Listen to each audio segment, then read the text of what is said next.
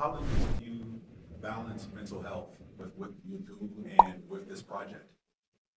I would actually say that this project has really improved our mental health because I think in the last year we've, as in the science community, have felt very isolated.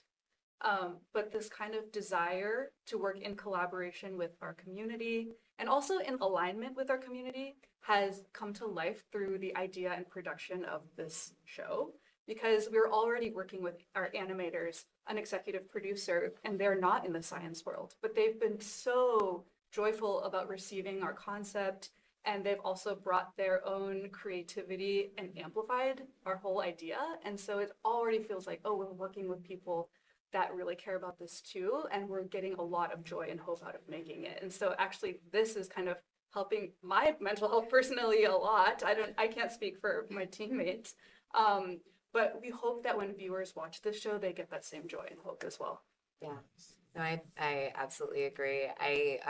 At the core of my identity, I'm a public servant. And I mean, in any chapter of my career so far, my work has been in dedication to feeling an obligation to make other people's quality of life better. And for many reasons, the last year has made that very hard to do. And when we had the opportunity a couple months ago to present we finished the presentation and got back to our booth, and people lined up and to speak with us and to thank us for our work. And one of the things that was said several times over was, "This gave me hope." And to have that experience, to feel like, we've had these pivots, but our our mission remains the same, and but just knowing that I can still serve and to be part of a team where we all have these same soulful goals, I think is such a through line.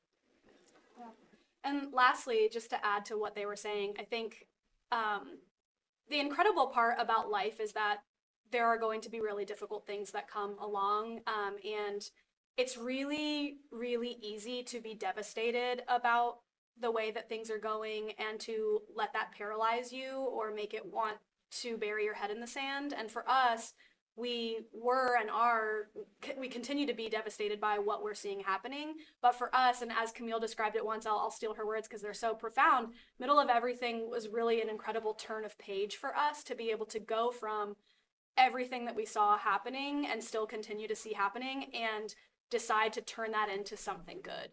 And so, as Madura said and Camille has said, it's been incredible for our mental health, just as people too, ourselves, like not even just as scientists, but as people who are growing and going through life, to have such a big event that has really shaken us and then turn from that and say, what are we going to do about it?